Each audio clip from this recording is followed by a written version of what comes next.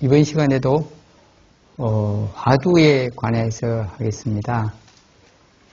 오늘 앞에 있는 경전반 여러분들, 또 유튜브를 보시는 여러분들, 이 시대의 화두가 무엇입니까? 요즘 화두가, 오늘 화두에 대해서 말씀드리겠는데, 이 화두라는 용어는 앞 시간에 상식으로 풀리지 않는 의문을 그 의문에 딱 집중해서 생각, 마음을 집중해서 몰입해서 하면 다른 잡념 망상이 다 없어지고 그 고요함, 평온함, 청정함으로 가서 깨달음이 이른다. 뭐 그런 말씀을 드리는데 요즘 사회에서도 이 화두라는 용어를 자주 씁니다. 물론 우리나라가 불교가 1700년 가까이 오다 보니까 우리 한국 말, 한자 말 중에서 불교 용어가 아주 많습니다. 3분의 1이다, 태반이다 이런 말도 있어요. 여러분 혹시 신문이나 방송 보다 보면 요즘 화두가 뭐냐? 시대의 화두가 뭐냐? 그런 이야기 하죠. 요즘 화두가 뭐라고 생각해요, 여러분은? 건강? 예, 요즘 포괄적으로 건강이지만 이 코로나라는 이 바이러스를 어떻게 잡느냐, 이게 우리 모두의 화두죠. 또 이 시대의 인기품이 뭐냐, 오늘 이 마스크를 만들어 보셔주세요. 이게 인기품이라 누구에게나 이 시대에 이렇게 필요하다. 그러니까 화두라는 용어는 사회에서 이미 쓰고 있다. 그런데 그 참고하라 그런 것보다도 우리 공동으로 숙제가 뭐냐, 풀어야 할 게 뭐냐, 주로 그런 쪽으로 화두라는 용어를 사회 일상 용어로 쓰고 있습니다. 언론에 자주 나와요. 근데 그거는 우리나라 사람들이 사회화된 화두라는 용어가 그렇다는 것이고, 본래의 화두는 우리 마음을 고요히 한 곳에 집중해서 그 수행을 하고 깨달음으로 지혜와 행복의 경지에 가도록 하는 하나의 방법이었다. 그게 화두인데요. 이 화두를 참고하는 간화선이라고 한다 했습니다. 또 그 황벽 스님의 중요한 화두를 탁 던져서 바로 깨우치게 한 그런 일화가 들어있는데 그 중에 하나를 말씀드리겠습니다. 황벽은 자신을 늘 숨겼다. 그러니까 내가 훌륭하다, 도인이다 그런 걸 자랑하거나 일부러 드러내지 않고 깨달았지만 조용조용히 수행하고 살고 계셨다. 그런 뜻입니다. 하루는 홍주자사 배휴가 절에 왔다가 자사가 도지사급이다 요즘 같으면 그런 말도 있고 상당히 높은 관리입니다. 벼슬입니다. 그 홍주자사 배휴가 절에 왔다가 벽에 걸려있는 화상을 보고는 안내하는 스님이 물었다. 벽에 이제 선사 스님들의 진영이라고도 하고 참 진짜 그림자 영자. 요즘 말로 하면 초상화입니다. 초상화. 스님들의 얼굴을 잘 그려놓은 화상, 그림을 보고 이 말입니다. 보고 안내하는 스님이 이제 여기는 이런 곳입니다. 저를 이런 곳입니다. 이제 높은 분이 왔으니까 안내를 해드리잖아요. 그래서 안내를 하는데 안내하는 스님에게 물었습니다. 저것이 무엇이요? 그 초상화 그림을 보고 저것이 무엇이요? 이렇게 물었는데 그 스님의 말을 들은 배우는 거만한 말투로 다시 물었다. 행상은 볼만하다마는 고승은 어디에 있어? 그렇게 그 고승, 큰 스님, 높은 스님의 그린 모습은 볼만하고 그럴듯한데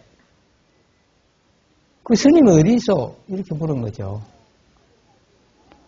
그러니까 이것은 일상적인 물음이 아니고 대학 아니다라는 걸 제자는 그 안내하는 스님은 이미 알긴 했어요. 그러나 자기가 그게 딱 내놓을 답이 안 나왔습니다. 그러니까 안내하는 스님이 질문에 얼른 답을 못하고 우물쭈물 뭐라고 말을 할 듯 말 듯 그러고 있으니까 배휴가 다시 물었다. 이 저의 선사가 없어? 그 훌륭한 선한 스님, 또 선을 지도할 만한 스님이 없느냐? 이렇게 물은 겁니다. 혹은 뭐 이런 도인 스님이 없느냐? 그런 뜻도 되고요. 그랬더니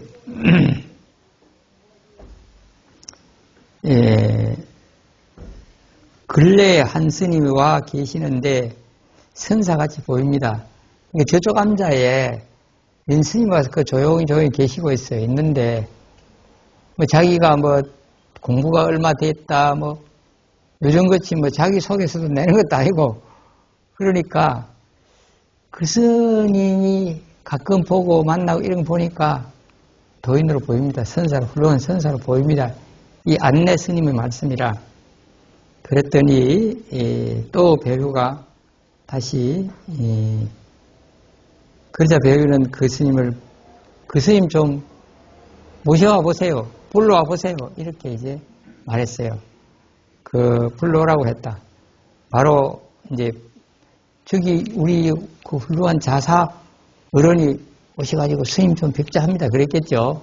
제발 좀 와서 그분에 대해서 좀 보통 분이 아니다. 뭐 한 말씀 잘 지도해 주십시오. 아마 그렇게 말을 했겠죠. 그래서 이제 와보라고 하니까 황백선사가 이제 왔어요. 그 황백선사가 왔는데 이제 그 스님 보고 똑같이 그림을 보면서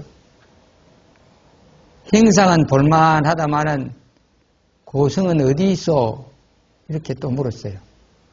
저 그림은 그럴듯한데 저 훌륭한 스님이 어디 있어? 이렇게 물은 거죠. 이때 선사는 큰 목소리로 배우야! 그랬대요. 그러니까 그 자사 이름을 사여없이 팍 불렀어요. 그렇게 이 스님이 이 자사가 깜짝 놀라면서 그냥 황당했죠. 그 황당한 걸로 그친 것이 아니고 배우는 깜짝 놀라며 응급길에 예! 배우야! 이렇게 부르니까 응급길에 자기가 예! 하고 대답을 했어요. 이제 처음에는 저 볼품없는 중이 좀 깔보고 그만했는데 사정시 배우야! 부르니까 자기도 모르고 예! 깜짝 엎드리고 대답을 했다 이겁니다. 이럴 때 재미있으면 뭐 좀 답을 해보세요. 재미가 없다든지. 이야, 엎드리 절받기로 박수를 한번 받습니다.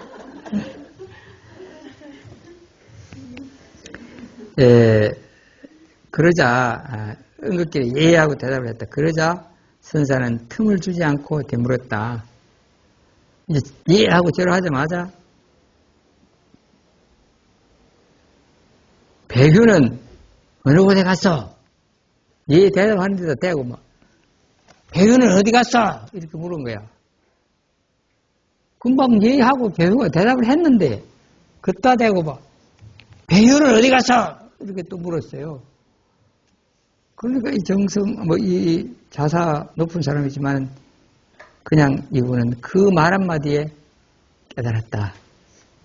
그랬어요. 그러니까 지난 시간에 그 정신 나간 소리로 나는 죽고 싶어요 하고 외치고 도량을 돌아다니는데 딱 불러서 이제 당신은 죽었어 이렇게 지도를 한 스님 어느 스님이라고 했죠? 네, 숭산 행원선사는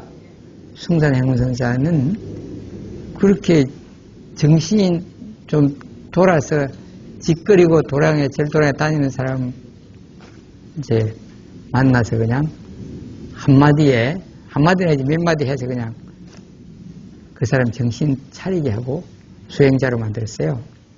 이 배후가 그만한데 황백선사는 평소에는 그냥 조용조용히 사셨지만 자기가 지혜 있고 이 사람을 지도해야 되겠다 딱 마음을 먹으니까 자기가 방법을 다 알고 하신 거죠.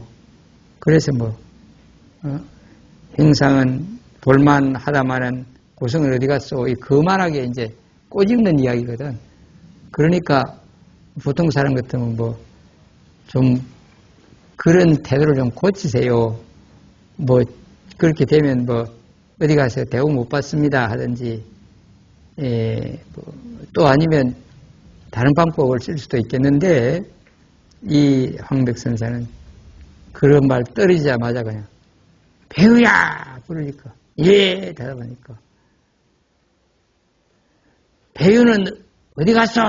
이렇게 물었어요. 그때 배우가 깨달았다.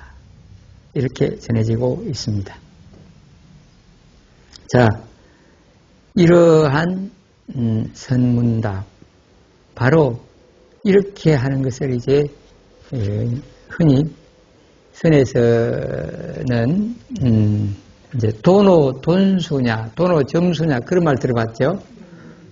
돈수는 갑자기 깨닫고 그 한 번만에 다 닦고 수행이 다 끝났다.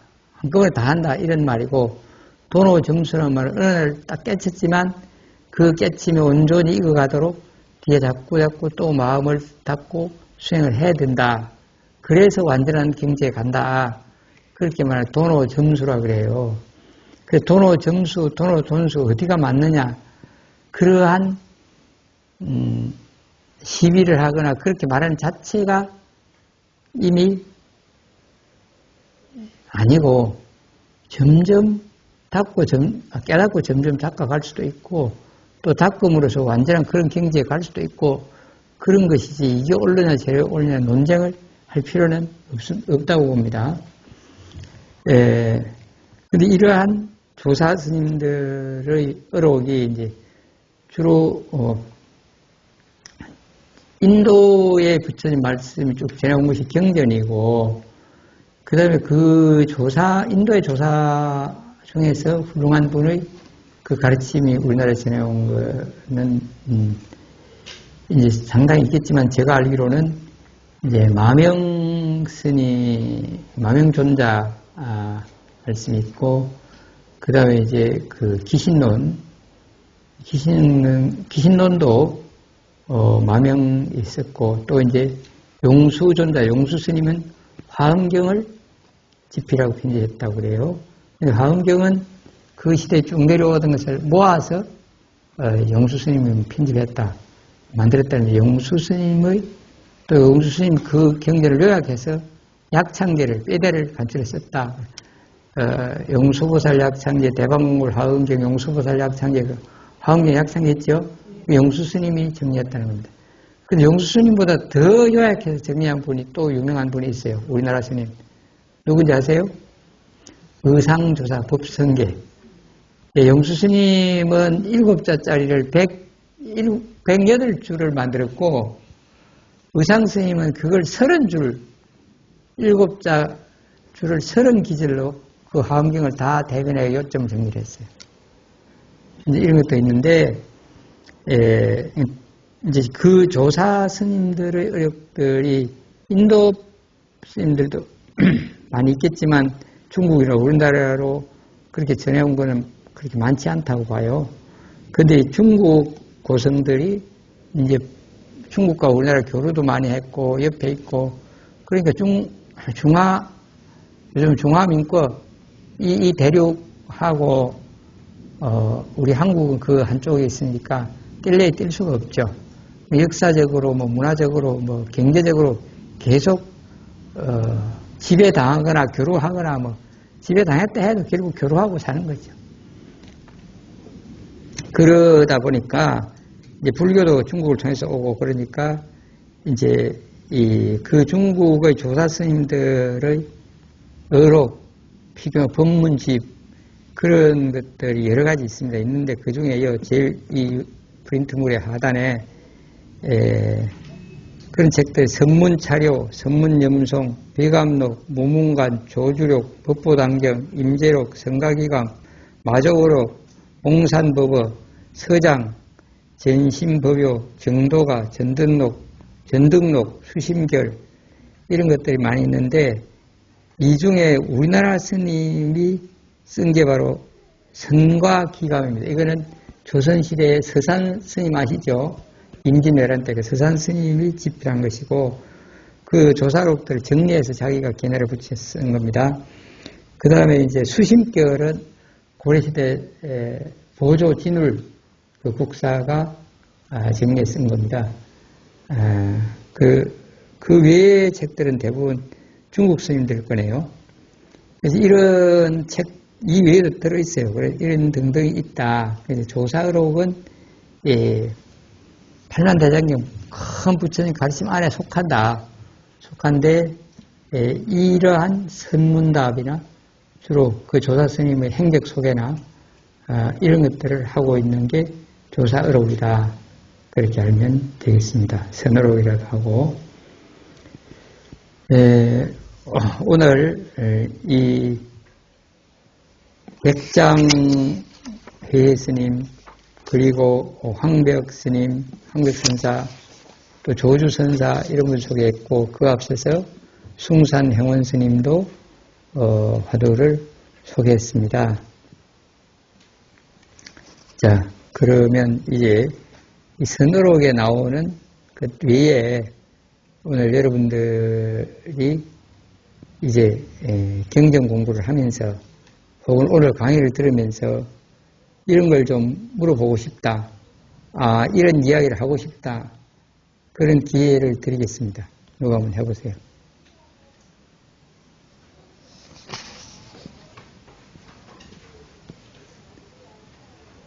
없습니까? 예. 그러면 제가 한 말씀 드리겠습니다. 듣는 데만 익숙하지 마십시오. 들었으면 내가 새겨서 생각도 하고 행동도 하고 그렇게 해야 살아있는 공부, 필요한 공부가 되겠죠. 그래서 이제 우리 절에 경전반에 공부하러 오는 불자님들이 다 훌륭하고 신심도 있고 잘하고 계십니다. 다른 불자들에 비해서는 공부도 열심히 하고 절에서 봉사도 하고 잘하고 계시지만 그러나 공부 부분을 자꾸 듣는 수준만 높이는 것 같아요.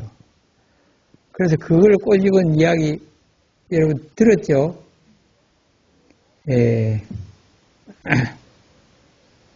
어느 분이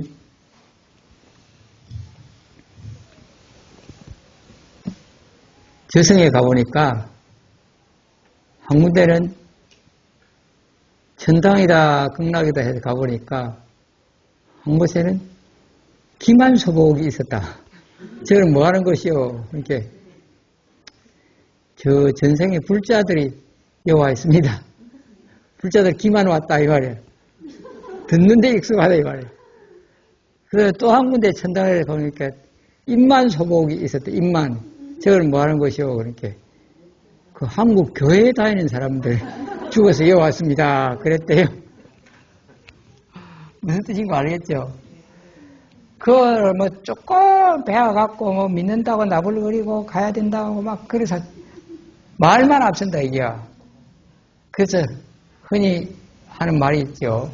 좀 조심스럽기도 합니다만은 여세 동안은 아무렇게나 이렇게 살고 업도 짓고 하고 이제 하루만 가서 해제하면 된다. 그런 말도 있는데 그거는 좀 단점을 꼬집은 이야기겠죠. 그분들도 그 종교도 좋고 그분들도 하는 일도 훌륭한 게 있어 있는데 특히 금년에 코로나19 시대 때 좀 지적을 많이 받았죠. 그쪽 집단들이. 그쪽이 다 그런 건 아니에요. 일부가.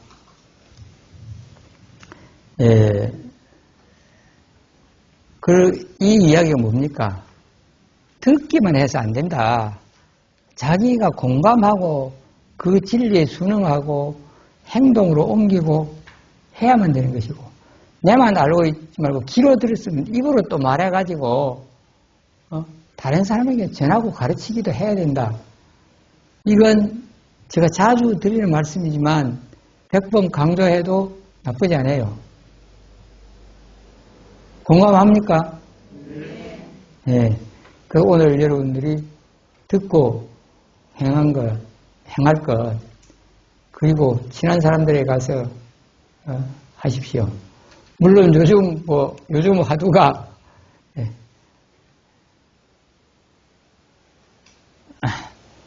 흩어지면 죽는다, 뭉쳐야 산다. 그런 시대라고 했죠. 그거는 코로나 때문에 못 만나고 뭉치고 옮기고 그러니까 그런 말이 나오기도 했는데, 그렇다 하더라도 만날 수 있는 사람에게 우선 내부터 잘 수행해서 나를 잘 지도하고 그 다음 가족이나 이웃도 지도한다는 신념과 행위 있고 원력이 있고 그렇게 돼야 한다 하는 것입니다. 네. 질문 없어요? 네. 그래서 또 발전한 게 아까 인기 있는 상품이 마스크라고 했는데 요즘 유튜브 이 동영상을 보는 게 이제 많은 사람들에게 또 필요하고 대세입니다. 대세인데 여러분도 이제 좀 많은 사람들에게 이 유튜브를 보고 공부할 수, 유튜브 울산 정토사 쳐서 좀 많이 보도록 하세요. 그리고 지금까지는 이제 기도하는 모습이나 불공하는 모습 그런 거하고 뭐 덕진 스님의 법문 이야기 이런 게 주로 올라갔는데 앞으로는 좋은 시도 좀 읽어드리고 무슨 행동으로 보이는 거 그런 것도 좀 할 예정입니다. 그래서 이 또 변신을 좀 해야 되겠더라고. 변화. 그러니까 좀 기대해 보십시오. 질문 없습니까? 없으면 오늘 여기서 마칠까요? 그럼 마치기로 하고 여러분들이 좋은 말씀 좀 해주세요. 이제 며칠 있으면 추석이죠. 추석이 다가오는데 사람들 좀 갈등 생기지 않나 싶어요. 갈등할 필요는 굳이 없는데 국무총리도 금년 추석은 어른들을 만나 뵙지 않는 게 효도입니다. 그런 방송 봤죠? 왜 그렇겠습니까? 우리들이 만나고 대화하고 식사하는 참 좋은 일이고 인간적으로 그렇게 해야 되는데 이 모진 질병, 바이러스가 행여나 옮기면 특히 요즘 이제 시골 계시는 부모님들, 어른들은 노약자 아닙니까? 노약자. 연세도 많고 그러니까 그런 데 번지면 안 되겠다 싶어서 전라도 어느 지자체하고 또 어디는 그 군에서 나서갖고 지금 제발 고향 방문 찾아야 달라고 홍보도 하고 그런다고 들었어요. 그 참 어떤 면에서는 불행한 시대지만 그러나 불행하다고 한탄만 하고 있어야 되겠는가. 거기에 맞춰서 우리가 잘 대처하고 행동해야 나를 잘 지키고 또 생각도 자꾸 이게 언제 끝날려나 참 갈지도 못 가고 스트레스 받네, 열받네 그렇게 하고만 있어야 될 것인가. 바로 여러분들 훌륭한 이 지혜를 배우고 행하고자 그런 분들 아닙니까? 그런 부처님제자들은 이 시간에 내가 좋은 글을 쓴다든지 경전을 한다든지 이때 감정을 잘 좋게 기록을 한다든지 그 다음에 이때 또 전화나 SNS를 통해서라도 그 소식 전하는 사람한테 또 자주 통화도 하고 메시지도 하고 카톡도 하고 그래서 소통을 자주 하는 그런 걸 통해서 우리가 이 시대가 우울하다, 힘들다가 아니고 이 시대에 맞는 또 즐거움이 있구나. 그런 걸 찾아가는 그런 지혜로운 사람이 되어야 하고 여러분은 그렇게 충분히 할 것이라고 믿습니다. 예. 또 여러분도 할 말 있으면 해봐요. 할 말씀. 형님, 코로나가 왜 생겼을까요? 코로나가 왜 생겼을까? 생기고 싶어서 생기고 생길 만한 조건이 되니까 생겼겠죠.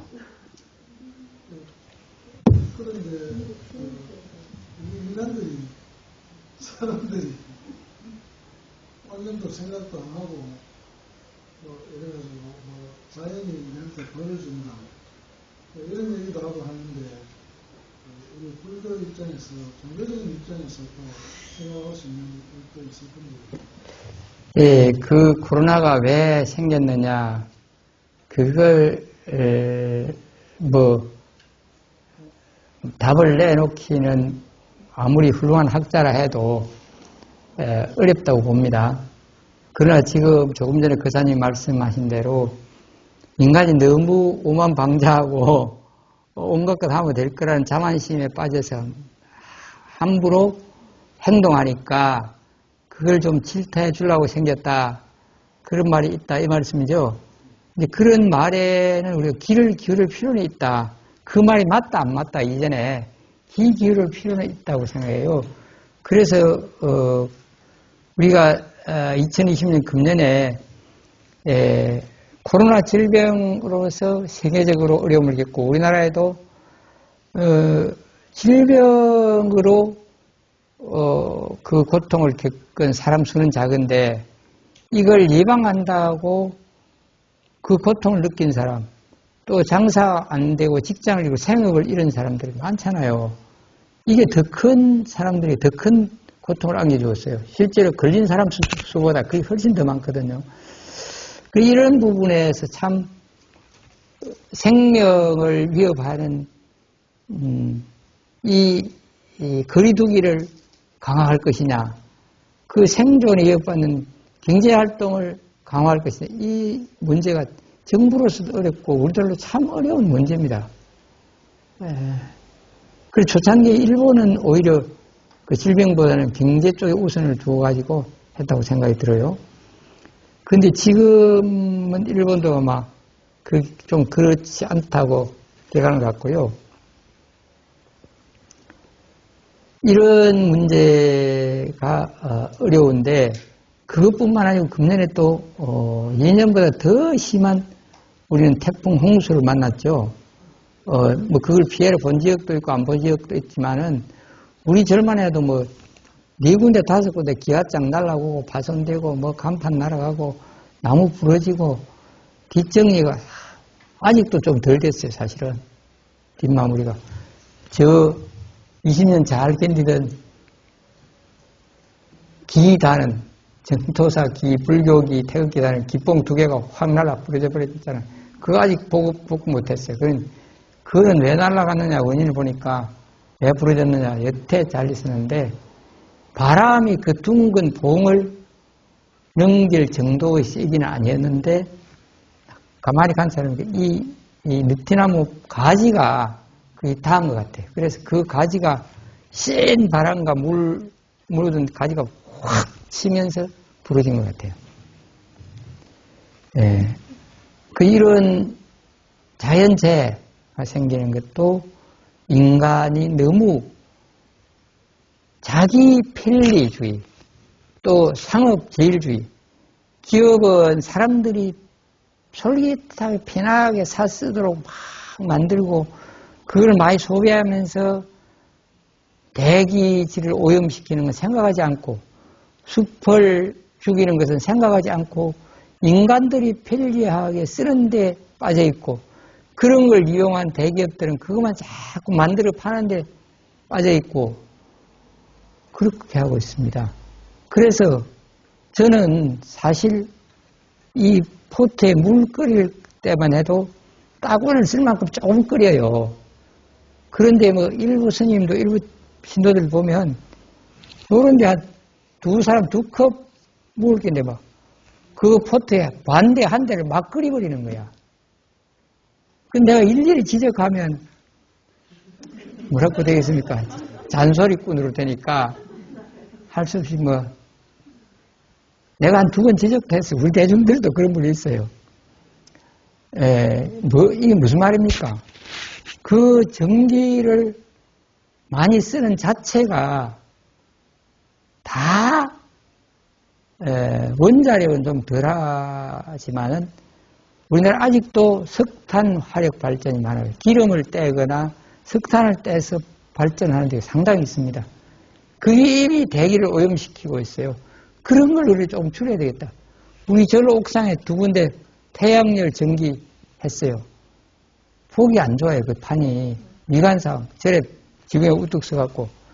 그렇지만 그게 안 좋다고 다행히 우리 신도들은 항의하는 사람은 없습니다. 없는데 그게 단순히 절 돈을 아끼고자 하는 데만 초점 맞춘 게 아니에요.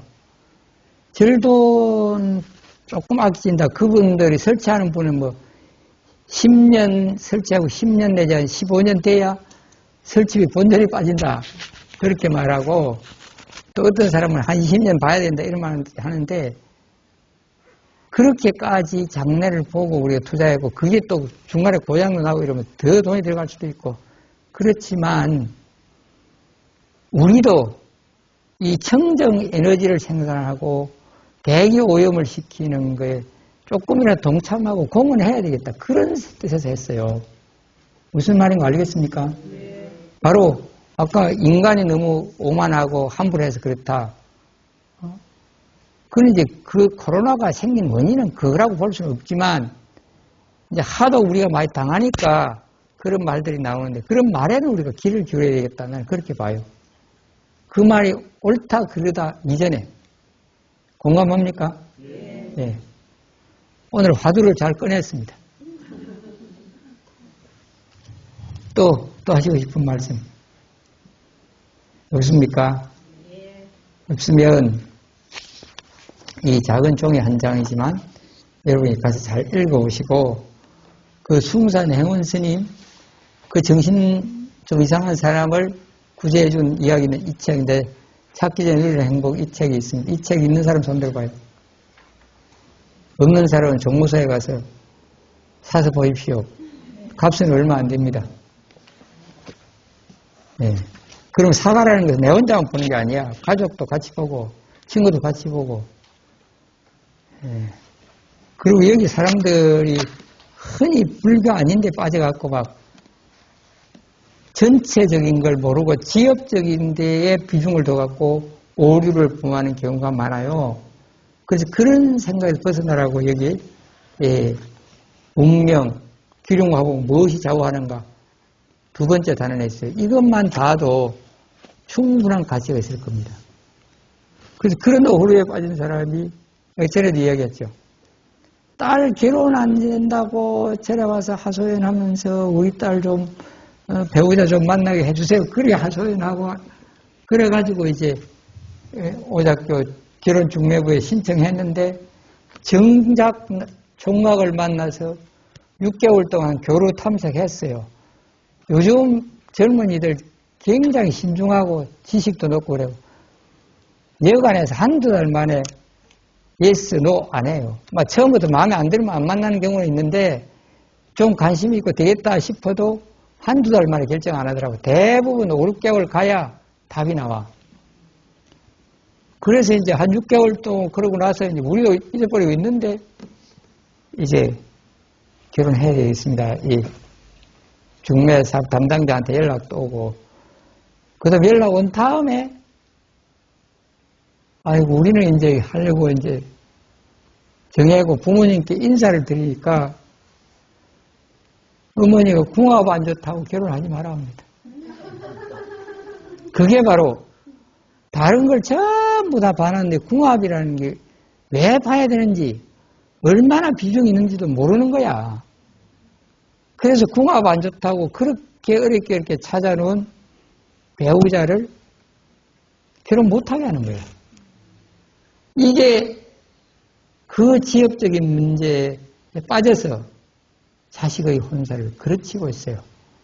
그래서 하다 보니까 이 김광수 거사님, 그 맡아 있는 분이 스님 이런 일이 있는데 스님 좀 한 말씀 해갖고 좀 설득 좀 해주십시오.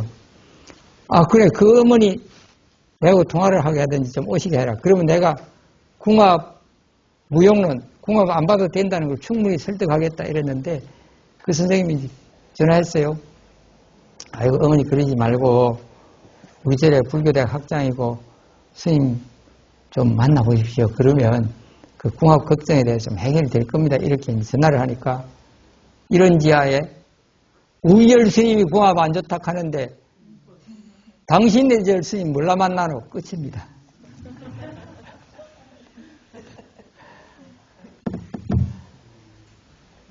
그렇게 그런데 이제 우리 한국 불교에 좀 오류가 있어요. 바로 그 보살님은 단순히 자기 생각이 아니고 자기가 다니는 절 스님이 궁합을 봐주고 안 좋다고 했고 그걸 믿었는가 봐요. 그래서 그 스님은 이게 불교가 아닌데도 또 방편으로 써먹은 것 같아. 큰 오류입니다. 여기까지만 할게요. 그래, 엊그제도 또 뭐 자부 본다고 어떤 분이 나를 좀 잡아달래. 그런데 나를 또 금년 11월에 잡아줬는데 10월에 잡아줬는데 코로나 때문에 뭐 그 예식장에서 뭐 호텔이나 예식장에 그런데 20명 이상 못 오게 한다는 기라. 그래갖고 이제 신랑 신부가 우리가 한평생인데 20명만 와갖고 너무 억울하다. 그래서 내년 5, 6월에 또 다시 잡아달래. 그래서 내가 그랬지. 스님에게 날 잡지 마세요. 불교에는 부처님 같으면 언제든지 좋은 날이고 좋은 때라고 했습니다. 그러나 무작정 좋은 날 좋은 때가 아니다. 신랑 신부가 결혼식에 지장이 없고 직장 다니는데 지장이 없고 그때가 좋은 때란 말이야. 그리고 양가 부모님들이 다른 거 지장 없고 좋다고 합의되면 그때 제일 좋은 때다. 그렇게 받으세요. 그랬어. 그래도 꼭 좀 또 뽑아달라네. 예, 마칩시다. 여러분, 예, 여기까지 하고 마칩시다.